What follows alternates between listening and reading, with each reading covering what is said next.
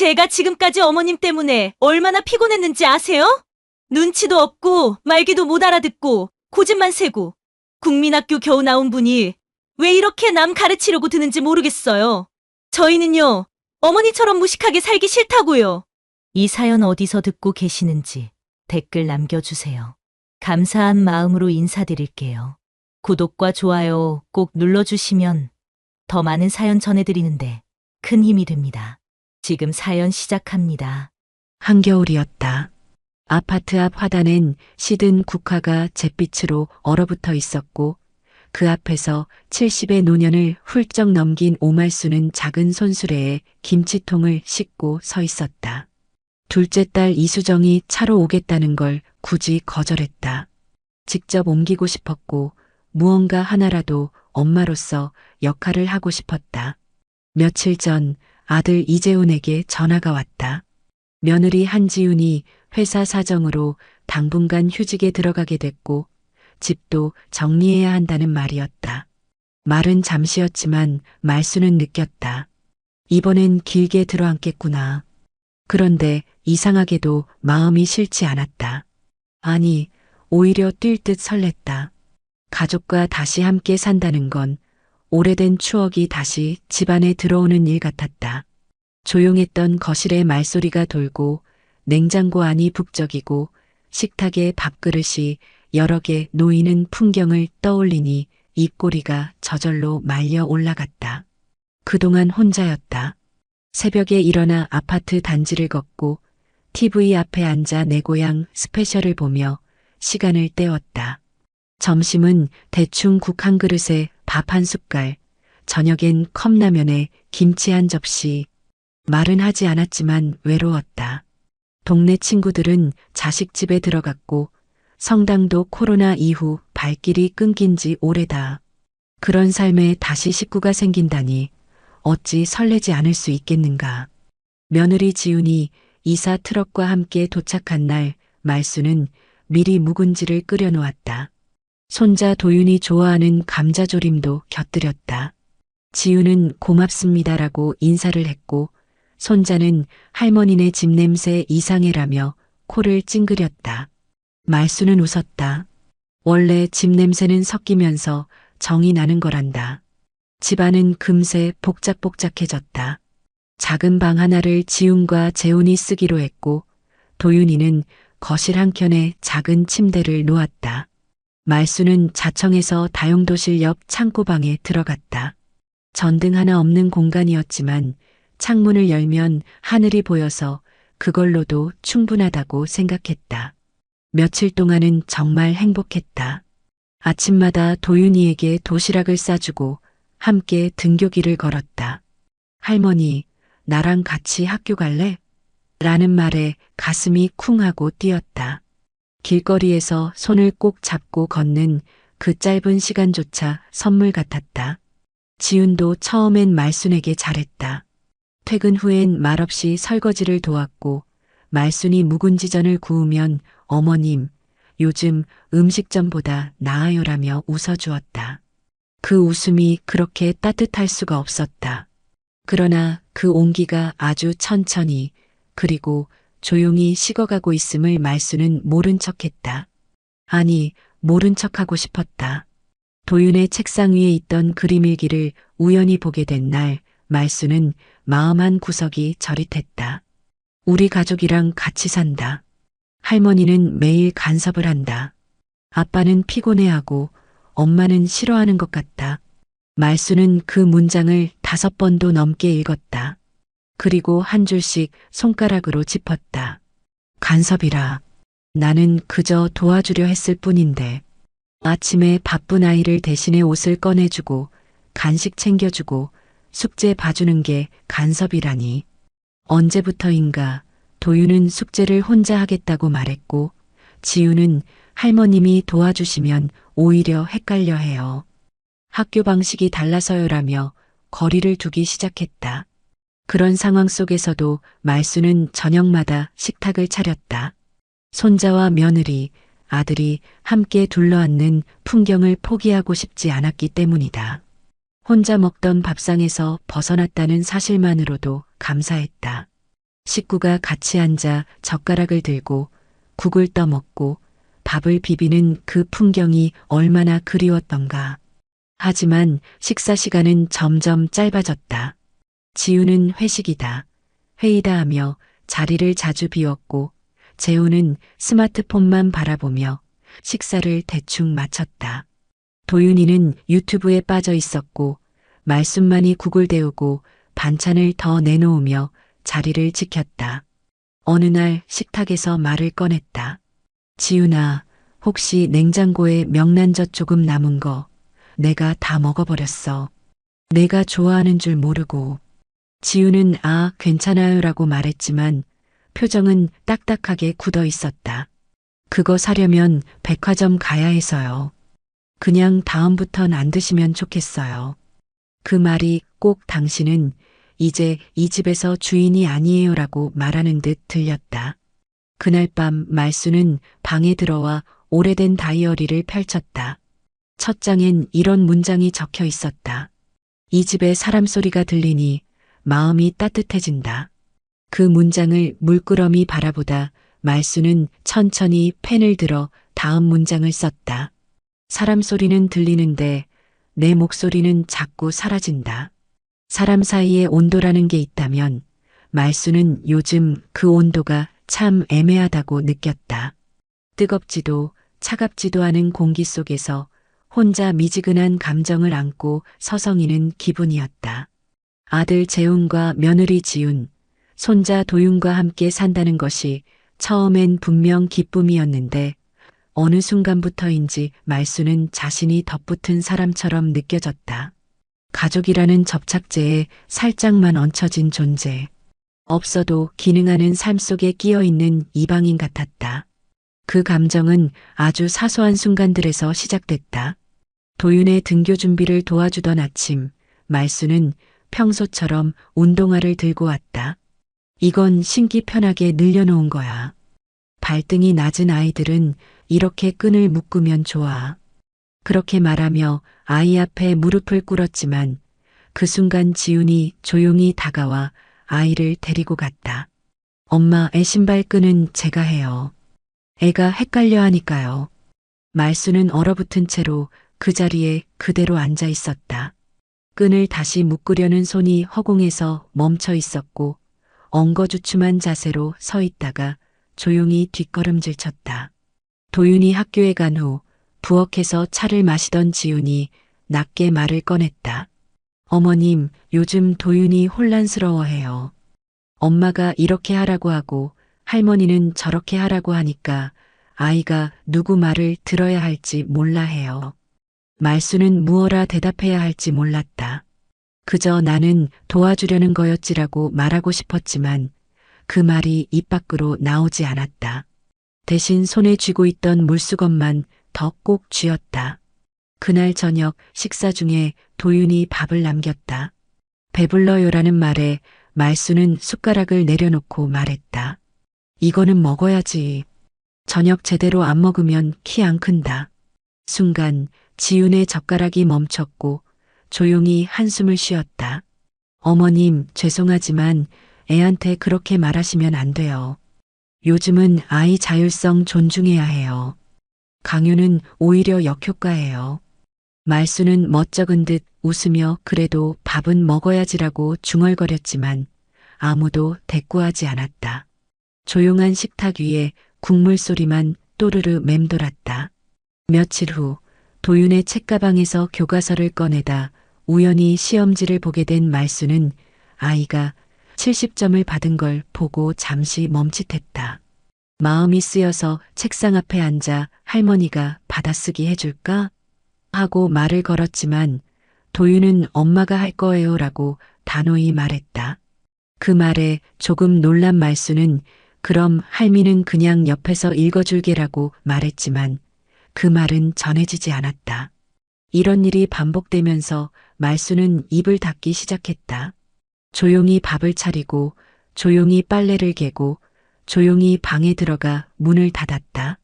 작은 공간에서 말하지 않는 기술을 배우고 있었다.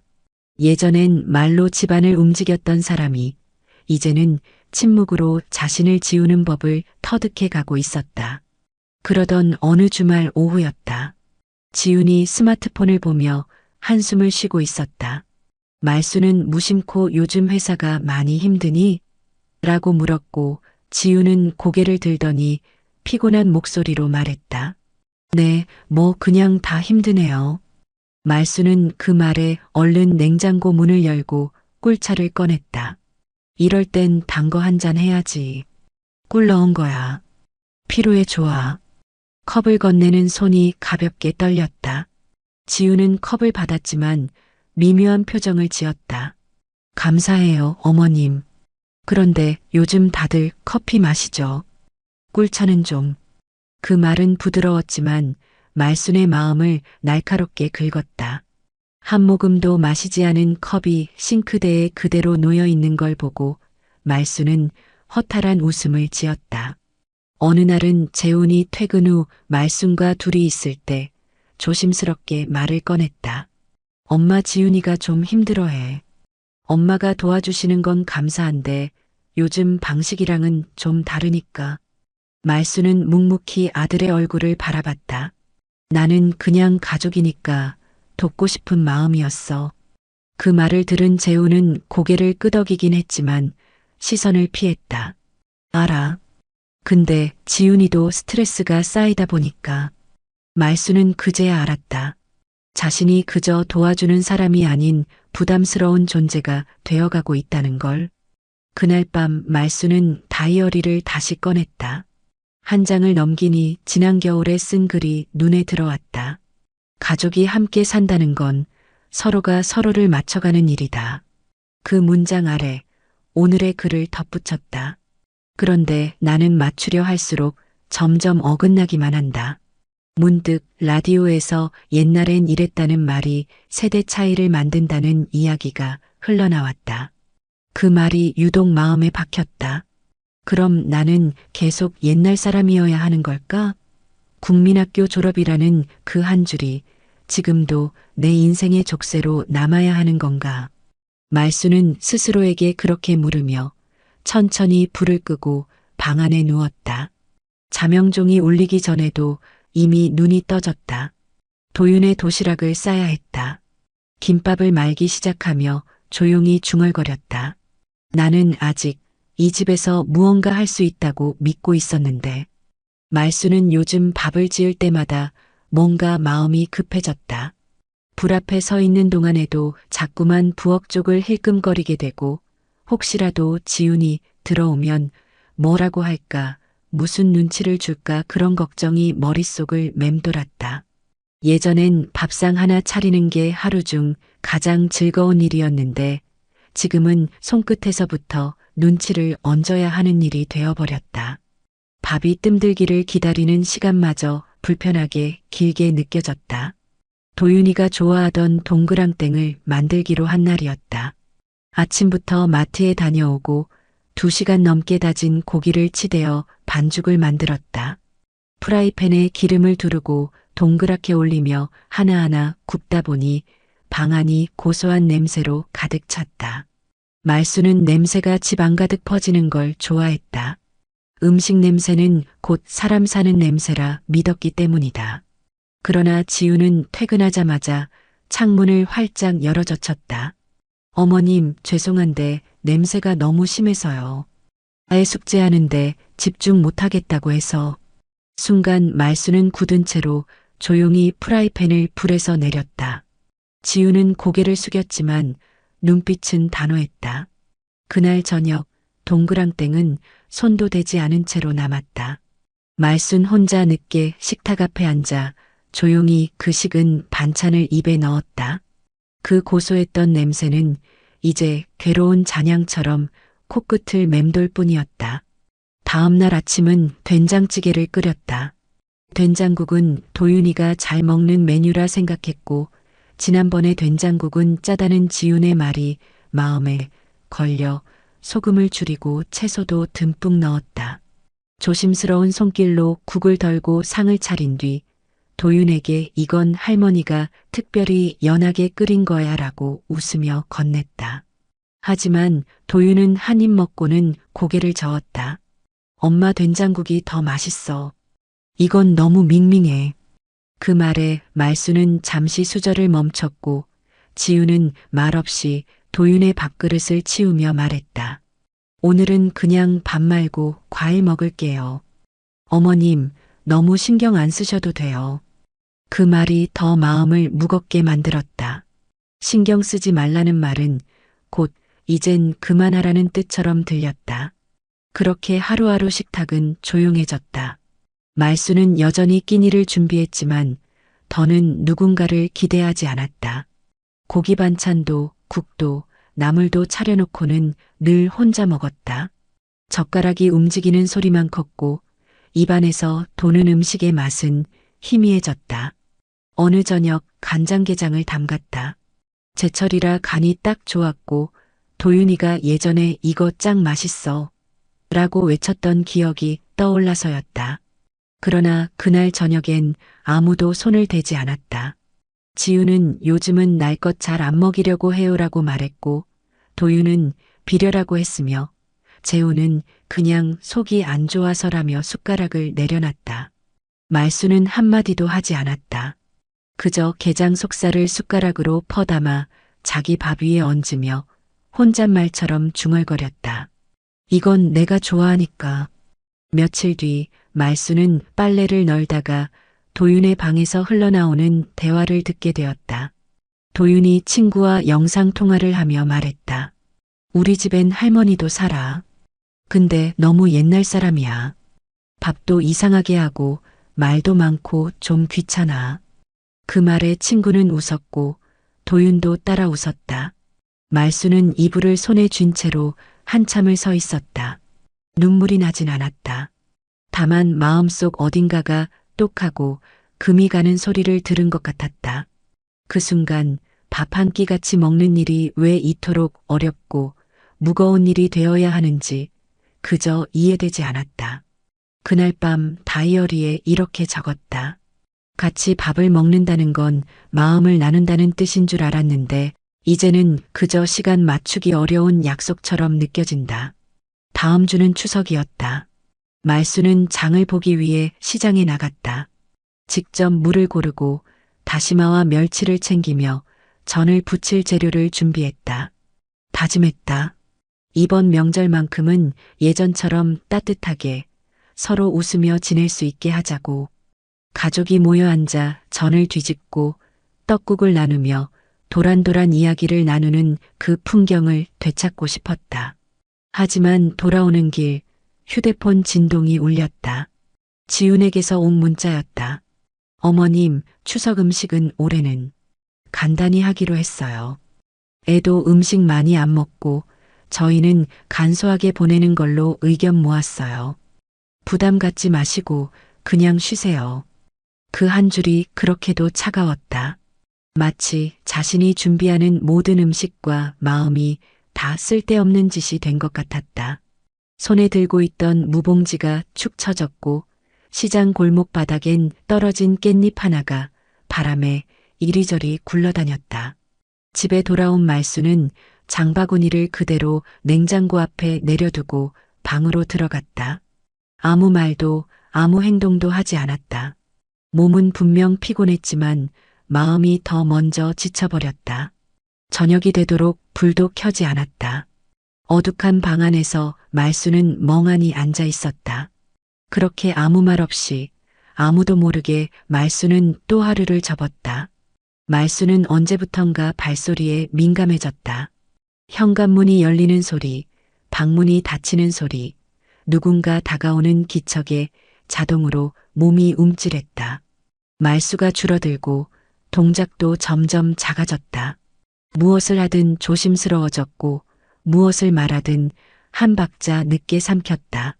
그저 조용히 눈에 띄지 않게 움직이는 것, 그게 요즘 말순의 생활 방식이었다. 추석 연휴 이틀 전이었다. 도윤이 학교에 간 사이 말순은 방 정리를 하다 작은 앨범을 꺼냈다. 거기엔 오래된 흑백 사진이 한 장 들어 있었다. 시장 좌판에서 물을 쌓아두고 웃고 있는 젊은 말순, 그리고 그 옆에 아기였던 재훈이 담겨 있었다. 그 시절은 가난했지만 표정만큼은 맑고 단단했다. 그때의 말수는 세상 무서울 게 없었고 자식만 잘 키우면 된다는 의지로 살아갔다. 매서운 겨울에도 시장 바닥에 나앉았고 비 오는 날엔 비닐을 뒤집어 쓰고 물건을 팔았다. 국민학교 밖에 나오지 못했지만 누구보다 부지런했고 야무졌고 삶에 책임이 있었다. 그런 과거를 회상하며 앨범을 덮던 말수는 거실 쪽에서 들려오는 낮은 목소리에 문득 손을 멈췄다. 재훈과 지훈의 대화였다. 둘은 보통 아이가 있을 때나 말순이 가까이 있을 때는 목소리를 낮췄지만 오늘은 무방비하게 대화를 나누고 있었다. 아마도 말순이 방에 있다는 생각에 긴장을 풀었나 보다. 도윤이 요즘 스트레스 받아 해. 할머니랑 있으면 자꾸 헷갈리잖아. 지훈의 목소리는 짧고 단정했다. 그렇다고 우리 엄마한테 뭐라 하기도 그렇고 그냥 이해하고 넘겨. 나도 뭐 어릴 땐 그런 식으로 컸는데. 재훈은 대충 얼버무렸다. 그니까 문제지. 재훈 씨가 그런 방식으로 자랐으니까 지금도 말이 안 통하는 거잖아. 솔직히 말해서 어머님이 가르치시는 거 보면 좀 창피할 때도 있어. 지훈의 말이 점점 단단해졌다. 그리고 이어진 말. 진짜 저번에 도윤이 받아쓰기 틀렸을 때도 어머님이 읽어주셨다던데 소리 나는 대로 읽으셨다고 하더라고. 그건 아니지. 국민학교만 나오신 분이 무슨 교육을 해요. 그 순간 말순의 손에서 앨범이 툭 떨어졌다. 커다란 소리는 나지 않았지만 가슴 안에서는 무언가가 뚝 하고 부러지는 듯한 울림이 있었다. 그 뒤로 이어진 재훈의 대답은 말순을 더 깊이 가라앉혔다. 엄마가 원래 공부를 못해서 그래. 중학교도 못 가셨잖아. 그냥 그러려니 해. 거기까지였다. 말수는 더는 들을 수 없었다. 문을 열고 나가는 것도 문을 닫고 우는 것도 하지 못한 채 그저 제자리에서 몸을 웅크렸다. 사람 귀가 그렇게 선명하게 상처를 기억한다는 걸 그날 처음 알았다. 아들은 어릴 적 말순에게 자주 말했다. 엄마는 최고야. 엄마처럼 살고 싶어? 그 말들이 다 어디로 갔는지 이제는 공부 못한 사람, 창피한 존재가 되어 있었다. 피로 키운 자식 입에서 그런 말이 나올 줄은 몰랐다. 한순간이었다. 가족이라는 단어가 송두리째 무너진 건 그날 밤 재훈이 말순에게 물었다. 엄마, 추석 음식 준비는 어느 정도 했어? 말순은 대답하지 않았다. 고개를 숙인 채 조용히 된장국을 휘젓고 있었다. 지훈도 곁에서 말했다. 어머님, 명절 음식 너무 많지 않게 해주세요. 요즘은 간단하게 하는 게 추세라서요.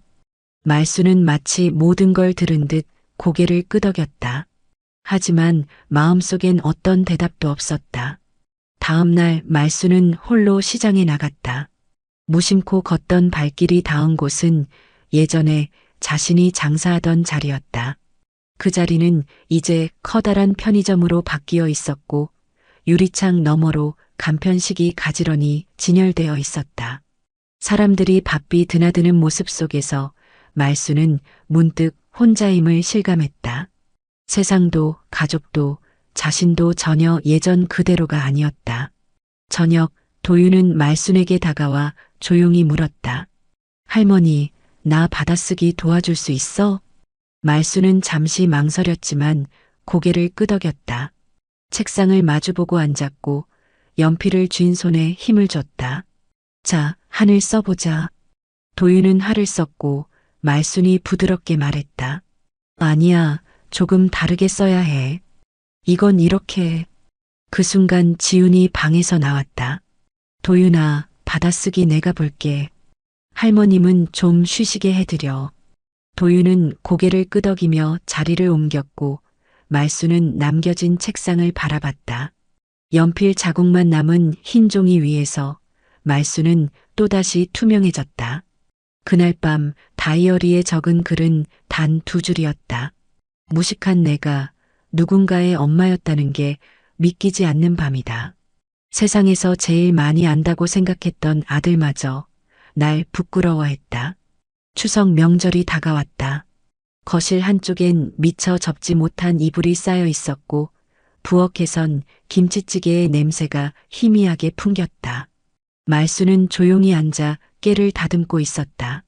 손끝으로 작은 알갱이 하나하나를 털어내는 그 단순한 일이 요즘엔 마음을 달래는 유일한 방법이 되었다. 부스러진 깨를 훑으며 고개를 숙인 채 시간을 보내는 동안 거실에 앉아있던 지훈의 핸드폰 벨소리가 울렸다.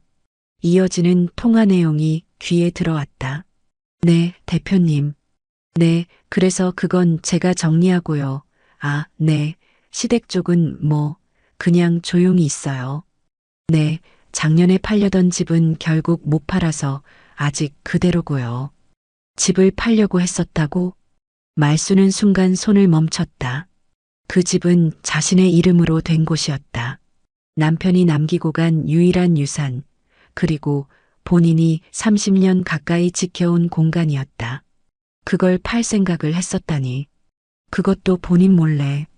저녁이 되어 말수는 조심스럽게 재훈에게 물었다.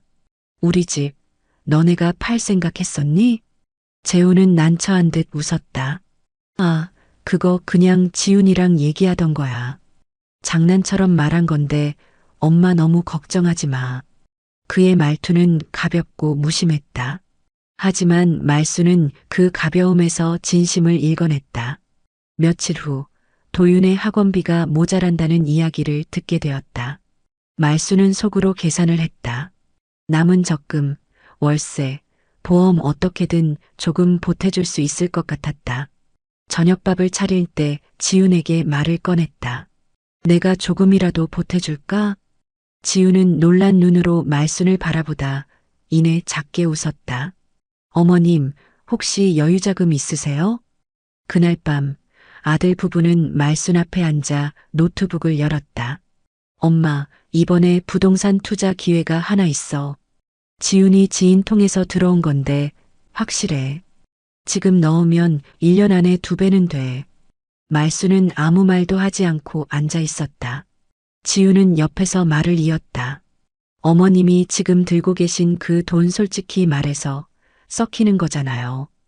요즘 시대에 예금은 마이너스야. 저희가 불려드릴게요. 나중에 필요하실 때 다 돌려드릴 수 있고요. 말수는 조용히 손을 모으고 앉아 있었다. 엄마도 알겠지만 우리 입장에선 엄마가 돌아가시면 결국 받을 돈이잖아. 그럼 미리 활용해서 좋게 만들면 다 같이 이익인 거지. 재훈의 말이었다. 말투는 최대한 부드러웠지만 그 안엔 분명한 확신이 들어 있었다. 당신은 곧 사라질 사람이니 지금 주셔도 이상할 게 없다는 뉘앙스. 지훈은 한술 더 떴다. 저는 어머님을 신뢰해요. 하지만 현실적으로는 국민학교만 나오신 분이 큰 돈을 갖고 계시는 건 좀 위험할 수도 있으니까요. 그 말에 말순의 눈빛이 흔들렸다. 저희가 관리해드리는 게 어머님을 위한 길이에요. 저희가 더 잘 알잖아요. 세상 돌아가는 거. 지훈의 말은 끝까지 부드러웠다. 그러나 그 부드러움은 날카로운 칼처럼 말순의 자존심을 잘라냈다. 그날 밤 말순은 다시 다이어리를 꺼냈다. 내가 살아있는 동안에도 이들은 이미 내 유산을 정리하고 있었다. 내 존재는 숫자로 환산되고 있었고 나는 그저 돈 있는 늙은이가 되어버렸다. 잠이 오지 않아 창밖을 바라봤다. 아파트 건너편엔 불이 꺼지지 않는 창문이 몇 개 있었다. 그 안에서도 누군가는 같은 마음으로 깨어 있겠지. 말수는 혼잣말처럼 중얼거렸다. 나는 돈이 아니야. 사람인데. 다음 날 아침 말수는 냉장고 앞에서 오래도록 문을 연 채 서 있었다. 안에는 고기, 반찬, 김치, 과일 다 자식들 먹이려고 사다 넣은 것들이었다. 그런데 이 중 무엇 하나 자신을 위한 것은 없었다. 문득 그 사실이 마음을 툭 건드렸다. 그날 오후 지우는 또 한 번 투자 이야기를 꺼냈다. 어머님, 어제 얘기 다시 해보려고요. 지금이 진짜 기회라서 놓치면 후회하실 수도 있어요. 적어도 3천만 원 정도면 시작 가능한데 가능하실까요? 말수는 이번엔 아무런 대답도 하지 않았다. 지훈이 재훈을 보며 눈빛을 보냈고 재훈은 어깨를 으쓱하며 말했다. 엄마는 요즘 말이 없어. 그냥 다 알면서 모르는 척 하시는 것 같아. 그날 저녁 말수는 밥상을 차리지 않았다. 조용히 방에 들어가 문을 닫았다. 배가 고파서가 아니라 마음이 메말라 있었기 때문에. 부엌에서 수저 부딪히는 소리, TV 소리, 도윤의 웃음소리가 들려왔지만 그 어느 것도 말순에게 닿지 않았다. 다이어리 한 장을 넘기며 이렇게 적었다. 돈이 많지도 않다. 하지만 그걸로 나를 흔들고 나를 깎아내리며 결국 당신이 그 돈 갖고 뭐 하겠냐는 말까지 듣고 나니 나는 이 집에서 완전히 투명해졌다. 겨울이 깊어질수록 말순의 몸은 점점 느려졌다. 예전에는 손목이 아픈 날에도 김을 말고 어깨가 뻐근한 날에도 빨래를 널었다. 하지만 요즘은 똑같은 일을 하고도 몸이 더 빨리 지쳤다. 젓가락질을 하다가 손에 힘이 빠질 때면 자신도 모르게 수저를 놓치곤 했다. 그럴 때마다 말수는 늙었다는 말보다 쓸모없어졌다는 말이 더 크게 들려오는 것 같았다. 그날도 그랬다. 아침부터 두통이 심했다. 눈을 뜨자마자 머리가 욱신거렸고 방바닥이 미세하게 출렁이는 것처럼 느껴졌다. 며칠 전부터 느껴지던 피로감이 제대로 폭발한 듯했다. 말수는 부엌으로 나갔다가 발을 헛디뎌 식탁 다리에 부딪혔다. 접시 하나가 떨어져 산산이 부서졌다. 그 소리에 거실에 있던 지훈이 달려왔다. 어머님, 괜찮으세요? 지훈의 말투엔 걱정보다는 경계심이 먼저 묻어 있었다. 그냥 어지러워서 좀 며칠째 머리가 아프네.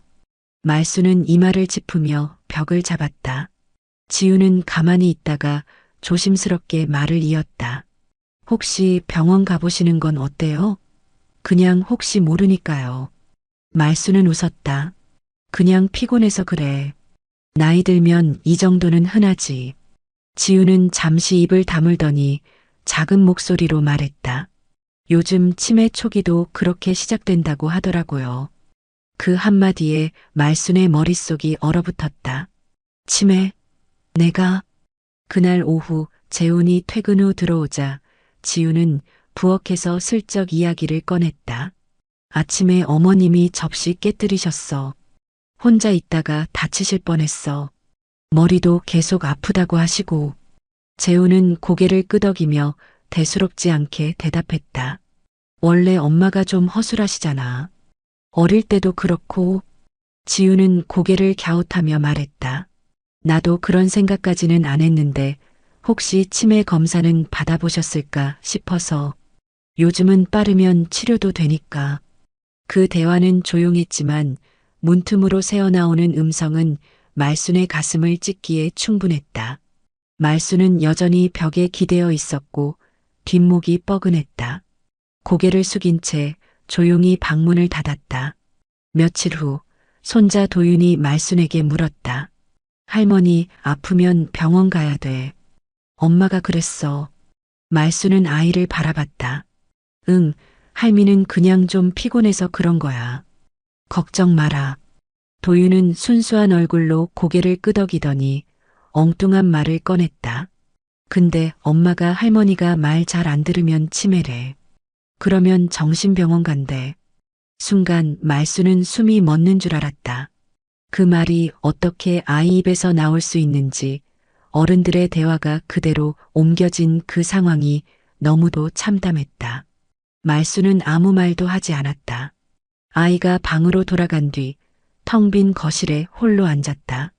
그날 밤 말수는 거울 앞에 섰다. 흰머리는 생각보다 많이 자라 있었다. 이마엔 깊은 주름이 패여 있었고 눈가는 거미줄처럼 갈라져 있었다.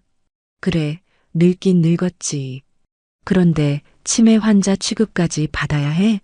몸이 아픈 것도, 기억이 흐릿한 것도 세월이 만든 자연스러운 변화라 생각했다. 그런데 그걸 가지고 사람 취급을 안 한다는 건 너무 가혹했다. 자식이, 며느리가, 손자가 모두가 같은 시선으로 자신을 바라보고 있다는 걸 느끼는 순간 말수는 서서히 무너졌다. 다음 날 말수는 조용히 집 근처 병원에 갔다. 기억력 검사를 요청했고 혈액 검사도 받았다. 의사는 정상 범위라는 말을 했지만 말순의 표정은 어두웠다. 그게 중요한 게 아니야. 사람들은 이미 날 그렇게 보고 있어. 돌아오는 길 공원에 잠시 앉았다. 추운 날씨 속에서도 벤치에 앉은 말수는 가만히 나뭇가지를 바라봤다. 잎 하나 없는 나뭇가지 끝에 까치가 앉아 있었고 그 곁에 작은 눈송이 하나가 내려앉았다. 말수는 눈을 감았다. 눈이 내리는 소리는 들리지 않았지만 마음속에선 쌓이고 있었다. 그렇게 쌓인 눈이 언젠가는 참지 못하고 무너질 거란 걸 직감했다. 집으로 돌아온 말수는 부엌 서랍에서 가족 등본과 등기부등본을 꺼내어 조용히 펼쳐봤다. 그리고 연필로 뭔가를 적었다. 그동안 모은 예금 잔액, 월세 수입, 보험 내역. 사람들이 자신을 쓸모없다고 말하는 순간 그들이 가장 먼저 가져가려 했던 건 돈이었다. 그리고 지금 자신을 치매 환자처럼 몰아가며 무력화시키려는 건 소유권 때문이란 걸 깨달았다. 그날 밤 다이어리에 적은 문장은 처음으로 붉은 펜으로 쓰여 있었다. 나는 아직 살아있다. 내가 결정할 수 있고 내가 선택할 수 있는 존재다. 아무도 나를 지워도 된다고 허락한 적 없었다. 추석날 아침, 동트기 전에 집은 이상하리만치 조용했다. 평소 같으면 냄새로 먼저 아침이 깨어났을 시간이었다. 기름을 두른 프라이팬, 불 위에서 끓는 떡국 냄새, 조용히 들리는 도마질 소리 모두가 살아있다는 걸 증명하던 기척이 오늘은 없었다. 말수는 이불을 걷지 않은 채 누워 있었다. 전날 저녁부터 머릿속에 하나의 문장만 반복되었다. 치매 검사 받아보시래요. 국민학교밖에 안 나오신 분이 교육을 해요? 어머님도 이제 정리하셔야죠. 자신을 향해 쏟아진 말들은 부엌에서 쏟아진 접시처럼 산산조각 나 마음속에 박혀 있었다. 그 조각들 틈으로 여전히 피가 흐르는 기분이었다. 그런데 신기하게도 눈물은 나지 않았다. 울음도 분노도 서러움도 모두 말라붙은 느낌이었다. 감정조차 이제는 사치 같았다. 하지만 몸은 기억을 따랐다. 새벽 4시 30분 눈을 떠 부엌으로 향했고 쌀을 씻고 멸치를 우려 떡국 국물을 만들었다. 어릴 적 재훈이 좋아하던 표고버섯 장조림도 만들었다. 그리고 도윤이를 위해 동그란 전을 몇 장 부쳤다. 익숙한 손길로 모든 걸 준비해 놓은 뒤 다시 방에 들어가 앉았다. 온기를 채운 밥상이지만 그 온기를 나눌 사람이 없다는 것을 안 순간 모든 것이 허무하게 느껴졌다. 오전 9시가 되자 도윤이 가장 먼저 잠에서 깼다. 눈을 비비며 거실로 나와 할머니 냄새 좋아라고 말했다. 그 말 하나에 말수는 얼어붙었던 마음이 살짝 풀리는 듯 했지만 그도 잠시였다. 지훈이 거실로 나오자 도윤이 말했다. 엄마, 할머니 또 음식 많이 했어. 지훈은 한숨 섞인 웃음을 지으며 말했다. 그러니까 문제지. 하라는 말은 안 듣고. 그 말에 말수는 식탁에서 수저를 놓았다. 차라리 듣지 못했으면 좋았을 말들이 계속해서 귓가를 찔렀다. 추석 음식이 상 위에 오르고 세 사람이 식탁에 마주 앉았다. 말수는 늘 그랬듯 한쪽 끝에 앉았다. 도윤에게 떡국을 한 수저 떠주며 말했다. 올해는 더 건강하고 착한 아이로 자라자. 할미가 늘 기도한다. 도윤은 웃으며 네 하고 대답했다. 그때였다. 지훈이 젓가락을 내려놓으며 조용히 말을 꺼냈다. 어머님, 이제는 이런 큰 상 차리시는 거 좀 줄이셨으면 좋겠어요. 말도 안 통하고 소통도 안 되고 말수는 무언가 잘못 들은 줄 알았다. 하지만 지우는 멈추지 않았다. 이젠 진짜 지치네요. 매번 이렇게 똑같은 방식으로 사시면서 말은 많고 고집은 세고 어머님이 우리 가족한테 뭘 해주고 계신 건지 잘 모르겠어요. 말수는 그 말을 듣고 아무런 대꾸도 하지 못했다. 도윤이 숟가락을 멈추고 고개를 숙였다. 아들이 그 말을 들었어야 했다. 하지만 재우는 출근한 상태였고 이 자리에 없었다. 지우는 다시 말을 이어갔다. 목소리는 낮았지만 그 안엔 오래된 감정이 뾰족하게 묻어 있었다. 제가 지금까지 참은 거 모르시죠? 솔직히 말씀드릴게요. 어머님 때문에 이 집에서 숨 막혀요. 한두 번도 아니고 애 교육도 엉망으로 하시고 음식도 지 멋대로 하고 말도 안 통하고. 그 말에 도윤이 엄마를 쳐다보더니 말순을 한 번 더 바라봤다. 말순은 도윤 앞에서는 끝까지 참으려 했었다. 그러나 도윤의 얼굴에 스치듯 지나간 낯선 눈빛을 보는 순간 가슴 깊은 곳에서 오래 묵은 감정이 끓어오르기 시작했다. 내가 뭐가 그렇게 잘못됐냐? 말순은 평소보다 더 낮은 그러나 단단한 목소리로 물었다. 지우는 웃으며 대답했다. 다요. 전부요. 제가 지금까지 어머님 때문에 얼마나 피곤했는지 아세요? 솔직히 지랄하시는 거 하루 이틀도 아니고. 뭐라고? 내 지랄이요 진짜 개 같다고요. 어떻게 사람이 그리 눈치도 없고 말기도 못 알아듣고 고집만 센지. 국민학교나 겨우 나온 분이 왜 이렇게 남 가르치려고 드는지 모르겠어요. 저희는요, 어머님처럼 무식하게 살기 싫다고요. 순간 집안이 고요해졌다. 바람도 기척도 시간도 멈춘 듯했다. 도윤은 수저를 내려놓았다. 입술이 벌벌 떨렸다. 말수는 천천히 고개를 돌려 손자를 바라봤다. 그 아이가 지금 어떤 표정인지 차마 볼 수 없었다. 하지만 한 가지는 알았다.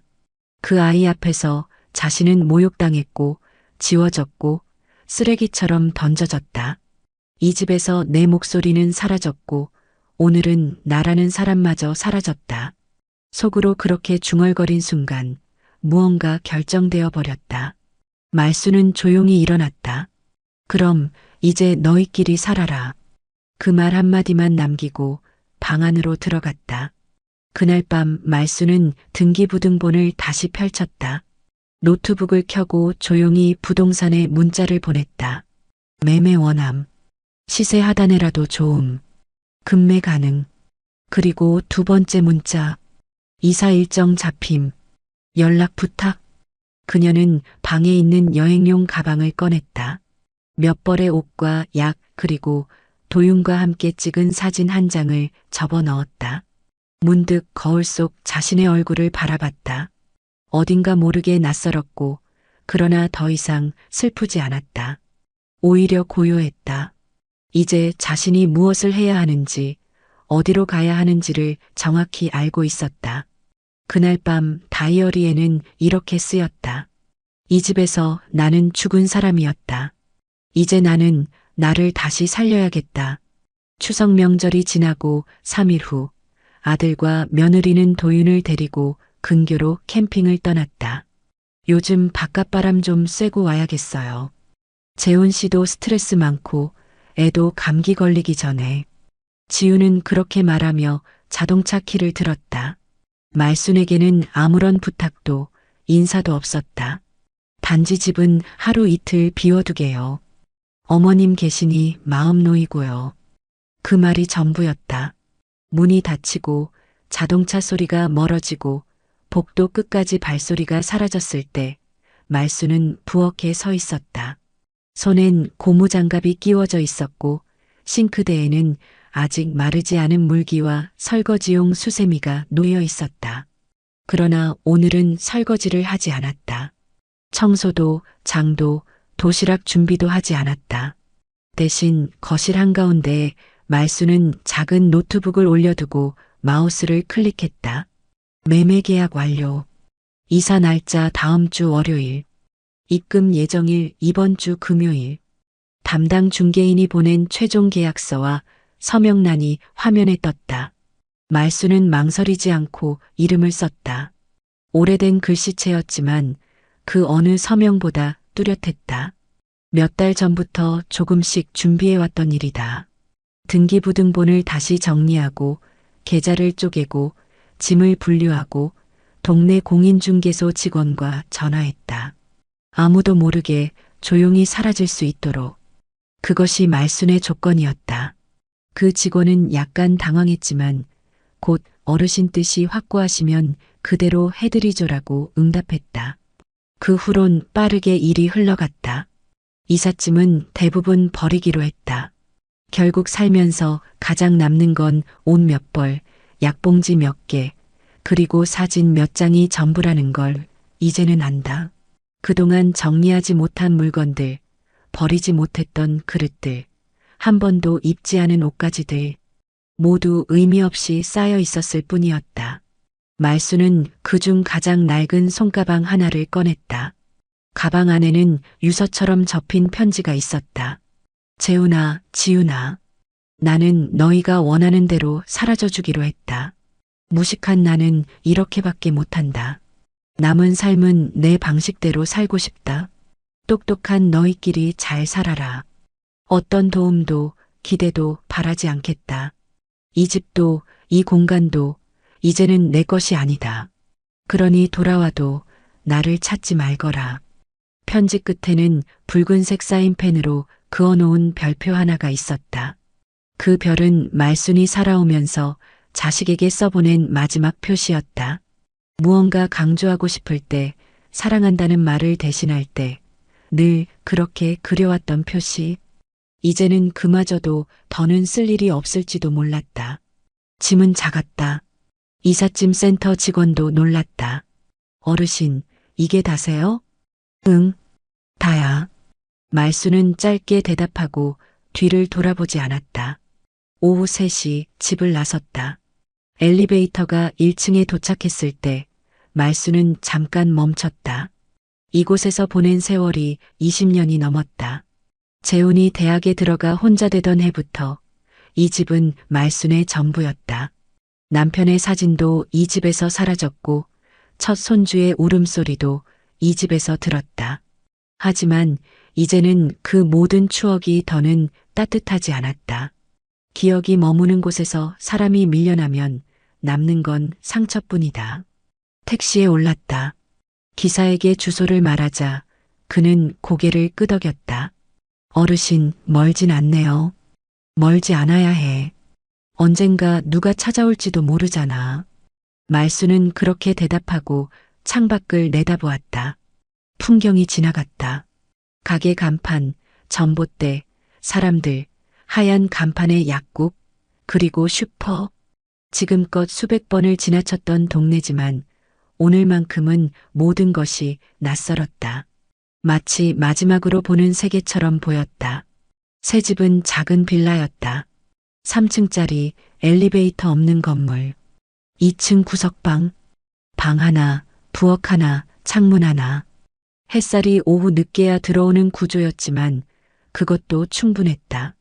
무엇보다 좋았던 건 이곳에는 아무도 말순을 엄마라고 부르지 않았고 어머님이라고 존칭하지도 않았다는 것. 그냥 오말순 씨로만 불릴 수 있다는 것.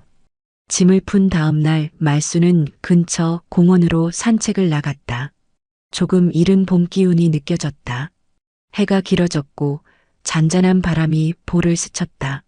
길가 벤치에 앉아 노트북을 켰다. 그녀는 다이어리 파일을 열고 마지막 페이지를 꺼내 글을 쓰기 시작했다. 나는 이제 어디에도 기대지 않는다. 누구의 엄마도 누구의 시어머니도 누구의 짐도 아니다. 나는 그냥 오말순이다. 그리고 이 이름으로 살기로 한다. 다이어리는 이제 닫는다. 그동안 나를 지탱해준 기록들 고맙다. 이젠 새로운 페이지로 넘어간다. 그녀는 마지막 줄에 이렇게 덧붙였다. 다음은 사진첩을 10차례다. 그 말이 의미하는 바를 그녀만이 알고 있었다. 이삿짐을 푼 첫 주는 이상할 정도로 고요했다. 말수는 늦잠을 잤고 밥은 하루 한 끼만 해 먹었다. 시계 없이 시간을 흘려보내며 하루하루를 보내자 몸에서 쌓였던 긴장이 서서히 풀리는 듯한 기분이 들었다. 더 이상 누군가의 기상 시간에 맞춰 일어날 필요도, 누가 밥을 먹는지 살필 이유도 없었다. 창문을 열면 햇살이 느리게 바닥을 기어 들어왔고 그 조용한 빛 속에서 말수는 처음으로 쉰다는 게 어떤 건지 체감하게 되었다. 그러던 어느 날이었다. 우편함을 확인하러 내려간 길에 관리실 앞 벽면에 붙어 있는 전단지를 하나 발견했다. 노인문화센터 봄학기 모집 스마트폰 기초 글쓰기 교실 사진반 건강체조반. 작은 글씨가 잔뜩 적혀 있었고 그 가운데 글쓰기 교실이라는 단어가 말순의 눈길을 끌었다. 글쓰기. 살면서 한 번도 제대로 해본 적이 없었던 것. 그저 다이어리에 혼잣말처럼 적어 내려가던 글이 전부였던 삶에서 이제 누군가와 함께 글을 써볼 수 있다는 게 어쩐지 낯설고 설레는 일이었다. 그날 저녁 말수는 조심스럽게 문화센터로 전화를 걸었다. 저 글쓰기 반수강 신청하려는데요. 전화기 너머의 여성은 환한 목소리로 대답했다. 네, 어르신. 3반으로 오시면 됩니다. 초급반이고요. 펜만 들고 오시면 돼요. 그 말에 말수는 가볍게 웃었다. 펜 하나면 된다고? 그럼 나도 할 수 있겠네. 다음 날 낡은 가방에 노트 한 권과 볼펜 2자루를 챙겨 문화센터로 향했다. 교실 앞에 도착했을 때 이미 10명쯤 되는 어르신들이 원형 테이블을 둘러싸고 앉아 있었다. 강사라는 젊은 여성이 웃으며 말했다. 자, 오말순 어르신이시죠? 이쪽으로 앉으세요. 자리를 안내받고 앉자 옆자리에 할아버지가 인사를 건넸다. 처음이세요? 네. 오늘이 첫 수업이에요. 저는 3번째인데요. 글 쓰는 재미에 푹 빠졌어요. 눈물이 나요, 쓸 때마다. 그 말에 말수는 조금 놀랐다. 울 정도로 글을 쓴다는 것이 어떤 감정인지 상상할 수 없었지만 동시에 어렴풋이 그럴지도 모른다는 예감이 들었다. 첫 수업 주제는 가장 기억에 남는 풍경이었다. 다들 조용히 노트를 펴고 펜을 들었다. 강사는 말했다. 문장이 서툴러도 괜찮아요. 중요한 건 마음입니다. 말수는 노트 첫 장에 천천히 적었다. 시장 골목 끝에 있던 홍등. 겨울이면 김이 올라오던 어묵통. 아들이 초등학교 졸업하던 날 나는 그 골목 끝에서 울었다. 문장이 길었고 어색했지만 손은 멈추지 않았다. 펜 끝이 마치 오래 묵혀있던 감정을 뚫어내듯 움직였다. 그리고 문장이 완성된 순간 말수는 자신도 모르게 깊은 숨을 내쉬었다. 2번째 수업에선 스마트폰으로 글을 저장하는 방법을 배웠다. 강사가 천천히 화면을 보여주며 설명하자 말수는 조금씩 따라하기 시작했다. 이게 터치라는 거구나. 처음에는 손가락이 버튼을 잘 누르지 못했지만 몇 번을 반복하니 익숙해졌다. 문자를 보내고 사진을 찍고 검색하는 방법까지 배우자 세상이 달라 보이기 시작했다. 어느 날 강사는 수업 말미에 말했다. 다음 주부터는 사진반과 연계해서 사진 일기를 써볼 거예요. 직접 찍은 사진에 글을 붙이는 방식이에요. 수강생들 사이에서 술렁임이 일었고 말순의 가슴도 덜컥 뛰기 시작했다. 사진은 나와 상관없는 영역이라 생각했는데 이젠 도전할 수 있다는 생각이 들었다. 그 주말 말수는 문화센터에서 단체로 나간 공원 촬영 수업에 참여했다. 작은 디지털 카메라를 빌려주었고 모두가 벚꽃을 찍거나 다람쥐를 찾았다.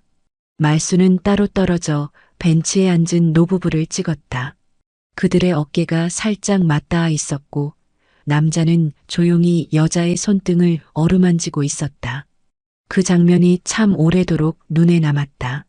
말수는 그 사진 밑에 이렇게 썼다. 나는 저 자리를 내내 바라봤다. 함께 이때 말이 필요 없는 그 자리가 언젠가 나에게도 있었던 것 같아서. 그리고 또 하나의 사진. 텅 빈 나무 의자.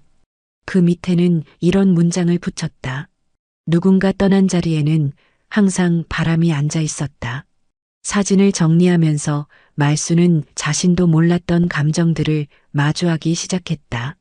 상처, 분노, 외로움, 그리고 소망. 이 모든 감정이 하나의 이미지, 하나의 문장으로 정리되는 순간 자신이 다시 살아가고 있다는 것을 느꼈다. 문화센터 수업이 끝나고도 말수는 매일 카메라를 들고 동네를 돌았다. 시장 한켠에서 물을 뿌리던 청년, 옥상에서 빨래를 걷던 할머니, 벽에 비친 그림자, 노을 속 철길. 그 모든 순간을 찍고 거기에 짧은 글을 붙였다. 처음엔 아무도 보지 않았지만 어느 날 강사가 그녀에게 다가와 말했다. 어르신, 혹시 사진전 해보실 생각 있으세요? 내부 발표회지만 작품 너무 좋아요. 말수는 어색하게 웃으며 고개를 저었다. 난 그런 거 몰라요. 그러자 강사는 말했다. 하지만 이미 하고 계세요. 스스로를 표현하고 있잖아요. 그게 예술이에요. 그 말에 말수는 잠시 말을 잃었다. 자신이 예술이라는 단어와 같은 문장 안에 들어갈 수 있다는 걸 그 누구도 말해준 적이 없었기 때문이다. 그날 밤 말수는 작은 블로그를 하나 열었다. 아이디는 늦게 핀 봄꽃.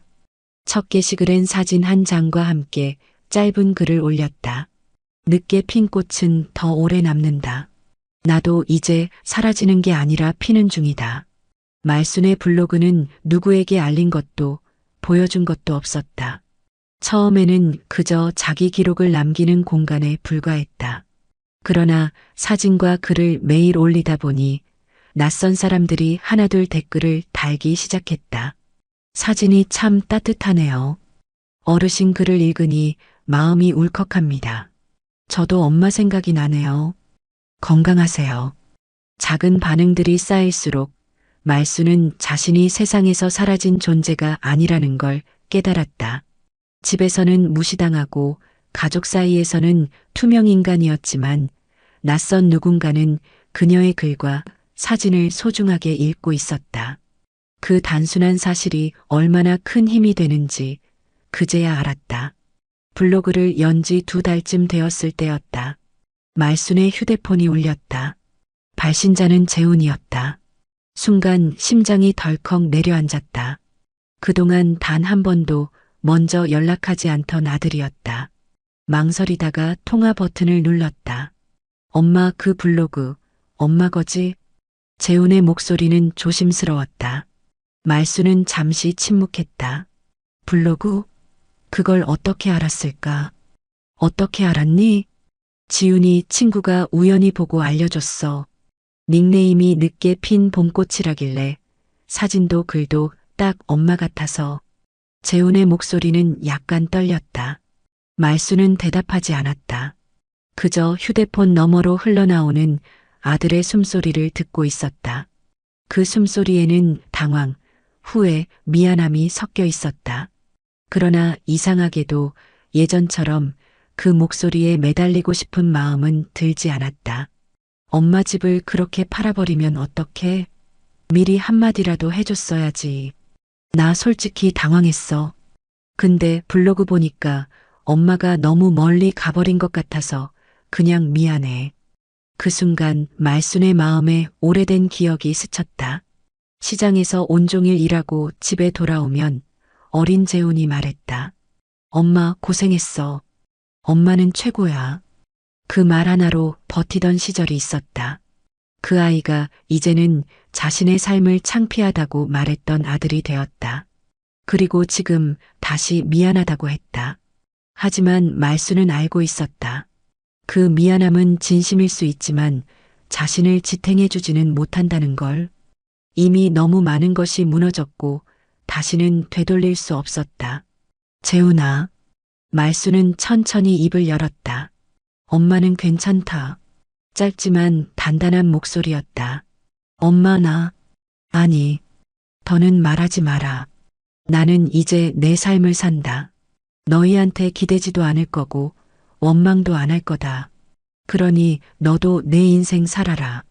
재우는 대답하지 못했다. 수화기 너머로 길고 무거운 정적만 흘렀다. 말수는 기다리지 않았다. 손끝으로 천천히 통화 종료 버튼을 눌렀다. 휴대폰을 내려놓는 순간 묘한 평온이 찾아왔다. 가슴속 어딘가에 쌓였던 돌덩이가 조금은 가벼워진 듯했다. 눈물이 나지 않았다. 대신 오랜만에 웃음이 번졌다. 자신이 먼저 끊은 전화였지만 그 끊음은 곧 해방의 표시였다. 그날 밤 블로그에 글을 올렸다. 사진은 창가에 걸린 얇은 커튼 사이로 스며든 햇살 한 줄기였다. 짧은 글을 덧붙였다. 나는 괜찮습니다. 이제서야 진짜 내 목소리를 찾았습니다. 더는 누구의 엄마도 누구의 시어머니도 아닌 그냥 오말순으로 살아갑니다. 댓글창엔 낯선 사람들의 따뜻한 말들이 줄줄이 달렸다. 응원합니다. 어머님, 당신 이야기가 제 삶을 바꿔주고 있어요. 괜찮다는 그 한마디, 저도 따라 말해봅니다. 다음 날 아침 말수는 거울을 보며 스스로에게 말했다. 나는 괜찮다. 정말 괜찮다. 그리고 웃었다. 그 웃음은 억지로 만든 미소가 아니었다. 살면서 처음으로 자신만을 위한 진짜 웃음이었다. 블로그가 조금씩 알려지면서 말순에게는 의외의 인연이 찾아왔다. 댓글을 남기던 사람들 중 몇몇이 쪽지를 보내왔다. 어르신, 혹시 저도 같은 문화센터 다니는데 뵌 적 있는 것 같아요. 사진반 2반에서 활동하는 사람입니다. 글 너무 좋아요. 같이 차라도 하실래요? 말수는 처음엔 망설였다. 낯선 사람과 만나본 지 오래였고 무엇보다 스스로가 어울릴 자격이 있는지조차 확신할 수 없었다. 그러나 계속되는 초대와 따뜻한 말들이 용기를 주었다. 결국 토요일 오후 문화센터 근처 카페에서 몇 사람과 마주 앉게 되었다. 테이블에는 5명의 노인들이 둘러앉았다. 각자 다른 배경과 사연을 가진 사람들이었지만 이상하게도 서로의 이야기는 금세 이어졌다. 과거 직장 얘기, 자식 이야기, 병원 다녀온 경험, 그리고 무엇보다 글을 쓰게 된 계기에 대한 이야기였다. 저는요, 남편 떠난 뒤로 혼자 사는데 집에 있으면 미칠 것 같아서 글을 쓰기 시작했어요. 나는 손주들한테 잔소리하면 다들 싫어하길래 그 말을 그냥 글로 풀어봤더니 속이 시원하더라고요. 그리고 모두가 말순을 바라봤다. 어머님은 왜 글을 쓰게 되셨어요? 말순은 잠시 침묵하다가 조용히 말했다. 사람 취급 못 받는다는 게 얼마나 무서운 건지 알게 된 뒤로 나라도 나를 남겨야겠다 싶었어요. 글이든 사진이든 내가 살아있다는 흔적을 남기고 싶었어요. 그 말에 모두 고개를 끄덕였다. 누구도 이상하게 여기지 않았다. 누구도 그녀를 무시하지 않았다. 오히려 맞아요. 우리 다 똑같아요라는 위로의 말들이 연이어 나왔다. 그날 모임은 3시간 넘게 이어졌다. 마지막에 한 사람이 말했다. 우리 그냥 모임 하나 만들까요? 늦게 핀 친구들 모임. 모두가 웃으며 동의했다. 그 자리에서 단체 채팅방이 만들어졌다. 방 이름은 그대로 늦게 핀 친구들이었다. 이후로 말순의 삶은 달라졌다. 매주 토요일이면 5명이 함께 모여 글을 쓰고 사진을 찍고 맛집을 찾아다녔다. 봄에는 한강변을 걸었고 여름에는 바닷가로 나갔다. 가을에는 산에 올라 단풍을 찍었고 겨울에는 작은 마을에서 눈길을 걸었다. 각자 사진을 공유하고 글을 붙였다. 그 글들은 블로그에 차곡차곡 올라가며 작은 기록집이 되어갔다. 그 과정에서 말수는 처음으로 혼자가 아님을 느꼈다. 가족이라는 이름은 무너졌지만 그보다 더 따뜻한 이름이 생긴 셈이었다. 그 이름은 친구였다. 친구란 늦게 만나도, 아니 오히려 늦게 만났기에 더 간절하게 다가오는 존재였다. 어느 날 그 모임 중 한 사람이 제안했다. 우리 다 같이 여행 가요. 1박 2일이라도 좋으니까. 말수는 순간 가슴이 두근거렸다. 그동안 자신에게 여행이란 남을 위해 도시락을 싸고 가방을 들어주고 뒤에서 챙기는 일에 불과했다. 하지만 이번엔 달랐다. 자신만을 위해 떠나는 여행. 동등한 자격으로 참여하는 여행. 준비하는 과정도 즐거웠다. 누구는 숙소를 알아보고, 누구는 교통편을 예약하고, 누구는 간단한 간식을 준비했다. 말수는 작은 카메라를 맡았다. 내가 사진을 찍을게. 기록은 내가 제일 잘하니까. 모두가 웃으며 환영했다. 그 주말 6명의 노인들은 기차를 타고 강릉으로 향했다. 창밖으로 펼쳐지는 바다가 보이자 모두가 환호성을 질렀다. 말수는 그 순간을 사진으로 남겼다. 창가에 기대어 환하게 웃는 얼굴들. 그리고 그 사이에 자신도 있었다. 사진 속 말순의 얼굴은 오랫동안 잊었던 표정을 하고 있었다. 밤이 되어 숙소에 모여 앉았다. 모닥불을 피우고 돌아가며 노래를 부르고 글을 읽었다. 말순의 차례가 되었을 때 그녀는 조용히 블로그에 올린 글 중 하나를 읽었다. 나는 이제 괜찮다. 내가 무시당했던 모든 순간은 지금의 나를 만든 재료일 뿐이다. 나는 늦게 핀 봄꽃이고 그래서 더 단단히 피어난다. 글을 읽는 동안 모두가 조용히 귀 기울였다. 그리고 박수가 터졌다. 누구도 비웃지 않았고 누구도 고개를 돌리지 않았다. 그 단순한 박수 소리가 말순의 가슴을 꽉 채웠다.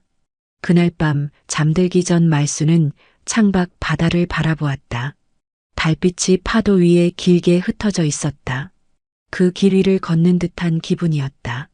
속으로 중얼거렸다. 내가 진짜 살고 있구나. 이제야 내 인생을 살고 있구나. 말순의 블로그는 어느새 작은 여행 기록장이 되었다. 처음에는 동네 공원 사진과 짧은 글이 전부였지만 이제는 기차를 타고 바다를 찍고 산길을 걸으며 나무 그림자를 남겼다. 여행을 떠날 때마다 노트북 가방 안에는 카메라와 다이어리 그리고 펜 한 자루가 꼭 들어 있었다. 누군가는 등산화를 챙겼고 누군가는 도시락을 준비했지만 말순에게 가장 중요한 건 기록할 도구였다. 살아있다는 걸 증명하는 가장 확실한 방식이었으니까. 봄에는 전주 한옥마을로 갔다. 기와지붕 아래 피어난 매화를 찍고 글을 붙였다. 오래된 것 위에도 꽃은 핀다. 늦게라도 피면 된다. 나는 지금 피고 있다. 여름에는 부산 바닷가로 향했다. 뜨거운 햇볕 아래 모래사장을 걷다. 모래 위에 새겨진 발자국들을 찍었다.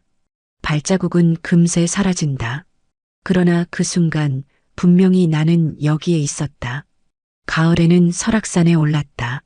단풍나무 아래에서 친구들과 사진을 찍으며 글을 남겼다. 산은 변함없이 그 자리에 서 있었다. 무너진 건 내가 아니라 나를 무시하던 시선들이었다. 겨울에는 강릉의 바닷바람을 맞으며 텅 빈 방파제를 찍었다. 차가운 바람은 오히려 마음을 단단히 만든다. 나를 버린 자식들보다 나를 붙잡아준 건 이 바람이었다. 이렇게 계절마다 남긴 글과 사진은 블로그에 쌓였고 어느새 작은 책처럼 모양을 갖추기 시작했다. 낯선 방문자들은 글을 읽고 댓글을 남겼다. 이 글로 하루를 버팁니다. 어르신, 덕분에 용기를 얻었어요. 말수는 그 말들을 읽을 때마다 자신이 이제 혼자가 아니라는 걸 새삼 깨달았다. 가끔은 도윤의 얼굴이 떠올랐다. 손자 앞에서 모욕당했던 그날의 장면이 아직도 생생했지만 이제는 그 기억에 매달리지 않았다. 대신 언젠가 도윤이 자신을 떠올리게 될 때 보여줄 수 있는 기록을 남기겠다고 다짐했다. 내 할머니는 이렇게 살았다. 울다가도 다시 일어나 끝내 자기 길을 걸어갔다. 그 말이 사진과 글 속에 담기길 바랐다. 어느 날 문화센터에서 작은 전시회를 열었다. 수강생들의 작품을 모아 발표하는 자리였다. 말순의 사진은 한쪽 벽에 걸렸다. 한 장은 텅 빈 의자, 다른 한 장은 환하게 웃는 친구들의 얼굴. 그리고 그 밑에는 짧은 글귀가 붙어 있었다. 나는 이제 혼자가 아니다. 친구라는 이름으로 다시 피어났다. 사람들이 그 사진 앞에 서서 고개를 끄덕이고 어떤 이는 눈시울을 붉혔다. 그 모습을 바라보는 순간 말수는 가슴속에서 뜨거운 무언가가 솟구치는 걸 느꼈다. 자신이 누군가에게 의미가 될 수 있다는 것. 그 사실이 그녀의 삶을 완전히 바꿔놓았다. 전시회가 끝난 뒤 친구들이 말했다. 우리 이제 전국 여행 다녀요. 사진도 찍고 글도 쓰고 책으로 묶어봐요. 말수는 크게 웃으며 대답했다. 좋지. 이제 내 인생은 기록하는 여행이야. 집에 돌아온 말수는 오랜만에 다이어리를 꺼냈다. 그동안 블로그에 글을 남기느라 한동안 다이어리를 쓰지 않았지만 오늘만은 직접 펜을 들고 싶었다. 마지막 장에 이렇게 적었다. 나는 이제 누구의 그림자도 아니다. 손자 앞에서 욕을 먹던 시절은 끝났다. 내 이름은 오말순. 나는 지금 걷고 보고 찍고 쓴다. 그리고 이렇게 살아간다. 다이어리를 덮는 순간 창문 사이로 햇살이 흘러들었다. 말수는 창가에 서서 중얼거렸다. 내 인생, 이제야 시작이네. 그 말은 혼잣말 같았지만 사실은 스스로에게 건네는 축복이었다. 그리고 그녀는 카메라를 들어 창밖을 찍었다. 사진 속 풍경에는 환하게 웃는 여인의 그림자가 함께 담겨 있었다. 이 이야기가 공감되셨다면 구독과 좋아요 부탁드립니다. 누군가의 인생이 당신의 이야기가 될 수 있습니다.